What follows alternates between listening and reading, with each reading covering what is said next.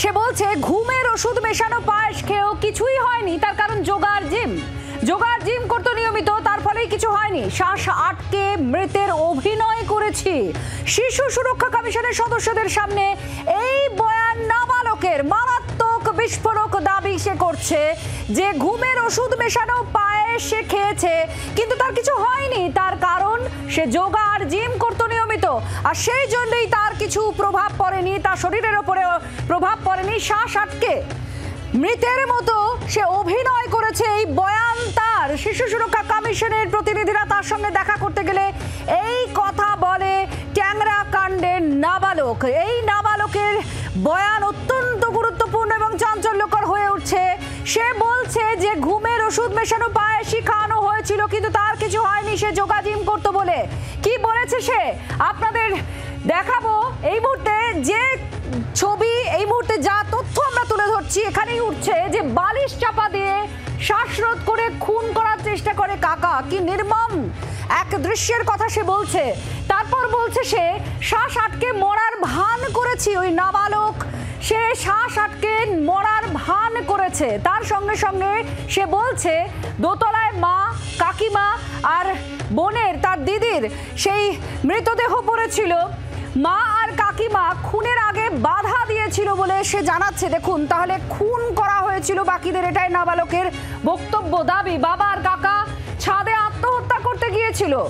এরপরে বাবা আর কাকা ছাদে আত্মহত্যা করতে যায়। বাবা কাকার ব্যবসা লাটে উঠেছিল বলছে সে, একেবারে দেউলিয়া অবস্থা যে বাবা কাকার ব্যবসার হয়েছিল এই নাবালকও সেটা জানতে পেরেছিল, বুঝতে পেরেছিল। দুদিন আগে আত্মহত্যার সিদ্ধান্ত নেয় বাবা আর কাকা, দুদিন আগে সিদ্ধান্ত নিয়েছিল, আর তারপরে এই সমস্ত কর্মকাণ্ডগুলো তারা করে। আর এখানেই আপনাদের জানিয়ে রাখি, আজ এই সমস্ত বয়ান সামনে এসেছে। শিশু সুরক্ষা কমিশনের তরফ থেকে এই নাবালকের সঙ্গে দেখা করা হয় আর তাদেরকেই এই বয়ান সে বলে। আমরা প্রতিক্রিয়া নিয়েছিলাম, তারা কি বলছেন, কি শুনেছেন এই নাবালকের মুখ থেকে, শুনুন। বলছে যে ওর বাবা এবং কাকার একটা ব্যবসা ছিল, সেই ব্যবসাটা ফেল করেছিল এবং অনেক দিন ধরে ও জানুয়ারি মাস থেকেই জানতে পেরেছে ব্যবসাটা ফেল করেছে এবং ওরা ভাবছিল যে কিভাবে কি করা যায়। এবং বাবার কাকা, মামা, মা এবং কাকিমা সবার খুব ক্লোজ নিট একটা ফ্যামিলি ছিল। ওর ইভেন খুব বোনও ভীষণ ক্লোজ নেট ছিল এবং ওরা এটা নিয়ে আলোচনা করতো কি করা যেতে পারে ইত্যাদি। কিন্তু যেদিনকে ঘটনা তার দুদিন আগে ওর মা এবং ওর মা ওকে সব কিছু বলতো, কিন্তু ও মারা যাবার দুদিন আগে ওর মা, বাবা, কাকা ইত্যাদি ওদের সঙ্গে কিছু কথা হয়েছে, যেখানে যে কথাটা ওকে বলেনি। ওকে বলেছে এটা বড়দের ব্যাপার, তোমাকে এর মধ্যে ঢুকতে হবে না। এবং বুঝতে পেরেছে যে ওকে ওদের পায়েসের মধ্যে ঘুমের ওষুধ খাইয়ে দেওয়া হয়েছে। অয়ন আমাদের প্রতিনিধি আমাদের সঙ্গে আছেন, আরো তথ্য জানবো অয়নের কাছ থেকে। অয়ন, মারাত্মক বয়ান দিয়েছে এই নাবালক। যে দৃশ্যের বর্ণনা সে দিচ্ছে সেটা রীতিমতো নির্দয়, নৃশংস একটা পরিস্থিতির কথা সে ব্যক্ত করেছে, বোঝা যাচ্ছে। তাহলে ঠিক খুন করা হয়েছে কি বাকিদেরকে? এই তার বাবা আর কাকাই কি সেই খুনের মূল অভিযুক্ত?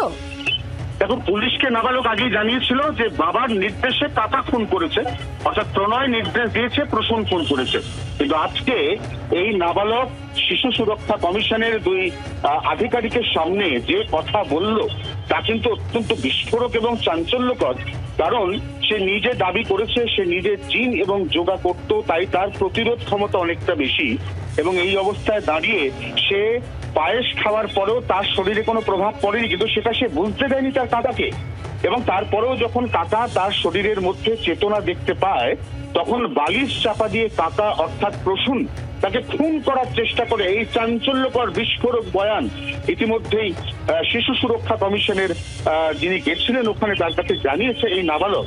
এবং সেটা তার থেকেও বিস্ফোরক, সেটা হচ্ছে যে যেহেতু মা এবং কাকিমা তারা বিষের যে প্রতিক্রিয়া, সেই প্রতিক্রিয়া তাদের মৃত্যু হয়নি, অর্থাৎ তাদেরকে প্রসূন খুন করেছে, এরকমও একটা চাঞ্চল্যকর বয়ান সে দিয়েছে। তবে এই বয়ানটা সে পুলিশকে আগে দিয়েছে, কিন্তু নতুন করে সেই বিস্ফোরক বয়ান অর্থাৎ বালিশ চাপা দিয়ে তাকে খুন করার যে চেষ্টা তার কাকা অর্থাৎ প্রসূন দিয়ে করেছিল, সেটা কিন্তু সত্যি সত্যি চাঞ্চল্য তৈরি করেছে। একেবারে অনেক ধন্যবাদ। তুমি সঙ্গে থাকো, আমরা আরো একটা বক্তব্য শুনবো। শিশু সুরক্ষা কমিশন আরো কি জানাচ্ছে শুনুন।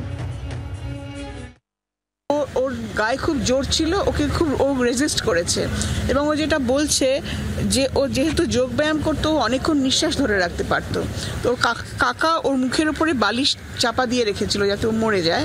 বললো আমি ভান করলাম যে আমি মারা গেছি, আমি অনেকক্ষণ নিঃশ্বাস ধরে রাখতে পারি, এবং সেই জন্য কাকা ভাবলো আমি মারা গেছি, নিয়ে চলে গেল ওখান থেকে, আমাকে ফেলে রেখে চলে গেল। তাই ও বেঁচে গেছিল। ও বলছে যে সুইসাইড মানে এটা বোধহয় প্যাক্ট করেছিল, ওর বাবা এবং কাকা মিলে প্যাক্ট করেছিল সুইসাইড অ্যাটেম্প্ট করবে। সেটা বাড়ি থেকে বেরোয়নি। ও বললো যে একদম ছাদে উঠে গেছিল। বললো যে মা আর কাকিমা শেষ মুহূর্তে রাজি হননি। ওর মা এবং কাকিমা শেষ মুহূর্তেই প্যাক্টে রাজি হননি। ওর কাকিমা এবং ওর কাকা এবং বাবা জোর করে ওদেরকে মেরেছিল। এবং ওর তারপরে ও যখন দেখলো ও বেঁচে আছে, ও ওপরে খুঁজতে গেল, গিয়ে দেখলো যে ওর মা কাকিমা এবং দিদির পড়ে রয়েছেন লাইফলেস অবস্থায়। তারপর ও আরও ওপরে গিয়ে দেখলো যে ওর বাবা এবং কাকা তারা সুইসাইড করবে ঠিক করেছে, এবং ওকেও কনভিন্স করে ফেলেছে।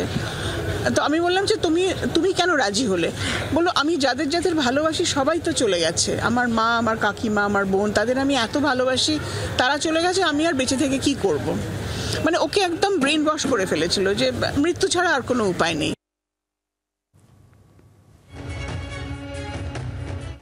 বলছে যে ওর বাবা আর কাকা বলেছিল যে এবারে ওরা ধাওয়া করবে, ওরা এসে তার আগেই মানে কিছু করতে হবে, তার আগেই আমরা মরে যাই। না, কোনো নাম বলেন না। বলছিল যে মানে আরও অনেক উপায় আছে, আজকালকার বাচ্চারা তো খুব সেন্সিটিভ। তারা বললো যে মা আমার সাথে সব কথা শেয়ার করতো, কিন্তু এই কথাটা আমার সাথে মা শেয়ার করেনি। হয়তো যদি আমরা জানতাম যে তাহলে আরও অনেক উপায় আছে। এবং আরেকটা কথা বললো যে চেস খেলে চেজের অনেক টুর্নামেন্ট হয়। বললো আমি বাড়িতে বলিনি, কিন্তু আমার ইচ্ছা ছিল যে চেজের টুর্নামেন্টে কিছু পেলে আমি হয়তো বাড়িতে ফিনান্সিয়াল হেল্প করতে পারি, সেই কথাটাও ও বললো। মানে খুব সেন্সিটিভ।